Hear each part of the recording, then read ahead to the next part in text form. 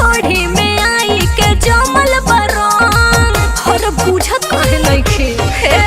आइल होली बरंगवा से भीगल बदन देखा ढोढ़ी में आई के जमल बरंग पोछतानी हम साड़ी के फल से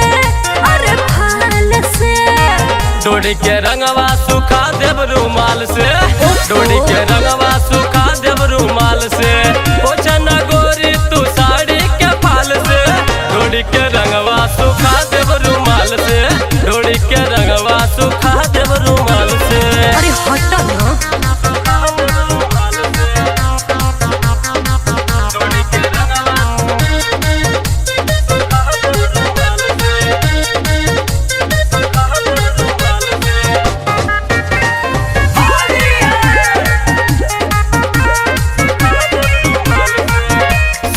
ना ये गोरियावा सट जा पजरिया ना पापा चोली में तो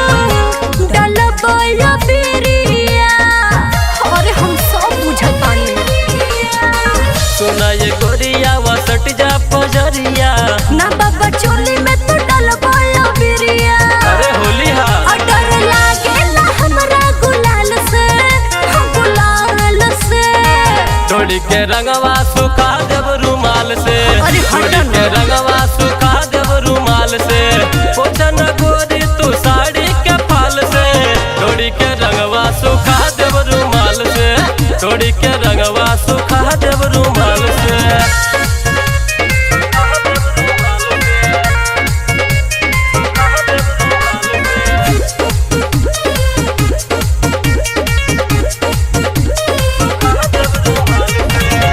रूहसन हमसे बाड़ू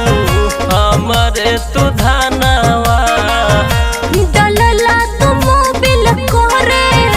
लस लस बदनवा अरे साबुन से भी धोले ना छूटता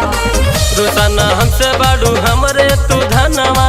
डलला तो मोबिल करे लस लस बदनवा वो तो करबे हो करी देखा टपका रंग गोरे गाल से डोरी के रंगवा सुखा देव रुमाल से डोरी के रंगवा सुखा देव रुमाल से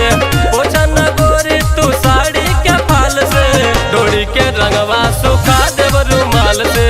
डोरी के रंगवा सुखा देव रुमाल से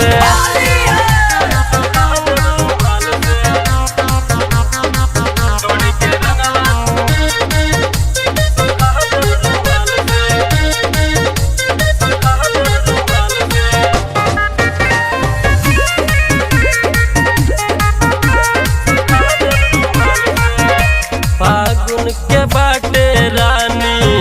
अलगे हो माजा संदीप निषाद लव को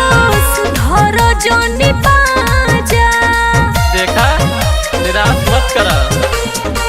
फागुन के बाटे रानी अलगे हो माजा संदीप निषाद पवन धर जोनी पाजा ओहो कंगवानी हम रंजित विशाल से हाँ विशाल से डोरी के रंगवा सुखा देव रुमाल से डोरी के रंगवा सुखा देव रुमाल से पोछना गोरी तू साड़ी के फाल से डोरी के रंगवा सुखा देव रुमाल से डोरी के रंगवा सुखा देव रुमाल से टेंशन क्यों लेती हो।